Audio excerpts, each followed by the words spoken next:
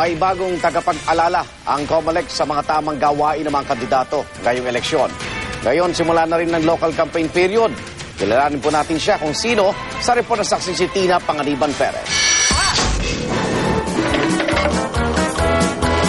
Kung si Boy bawal ang boses ng COMELEC para ipaalala ang mga bawal sa pangangampanya, Tantananan!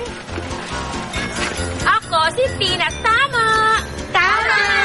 kilala rin naman si Tina Tama ang magpapaalala sa mga tamang gawain ngayong campaign period. Kasama sa video ni Tina Tama si COMELEC Chairman Sixto Brillantes na may mensahe sa mga kandidato. Inaasahan ho namin na susunod kayo sa tamang pamamaraan ng kampanya. Inilunsad ang video ni Tina Tama sa ikatlong araw ng kampanya ng mga lokal na kandidato na ang ilan ay kailangang paalalahanan sa tamang pangangampanya. May mga poster na nakasabit sa mga puno, pati na sa mga kawad at poste ng kuryente. Gaya ng mga campaign material na ito sa Pampanga. Marami nagkabit ng bawal before pa.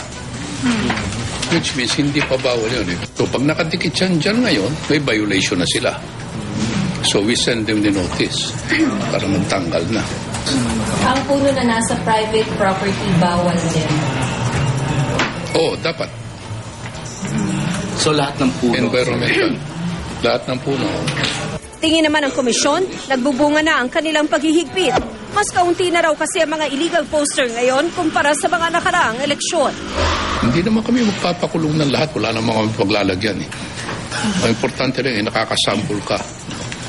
And it serves as a deterrent to all others. Sa ngayon, 40 notice na ang ipinadala ng COMELEC sa mga tumatakbong senador at 88 pagsita naman sa mga party list dahil sa mga illegal campaign material. May mga sumalang na sa pagdinig ng COMELEC at inaasahan sa mga susunod na araw ang desisyon sa kanilang mga kaso. Pero dahil kulang sa tauhan ng komisyon, mabagal daw ang pagsasampa nila ng mga kaso sa mga kandidatong pasaway. Kaya imbes na hingin ng tulong ng mga barangay official, aasa na lang daw ang COMELEC sa mga tauhan ito at maging sa PNP, AFP at social media.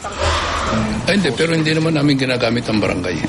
Kasi nga dahil medyo may political color ang barangay, they will be more partisan than we will be. Ako si Tina Panganiban Perez, ang inyong saksi.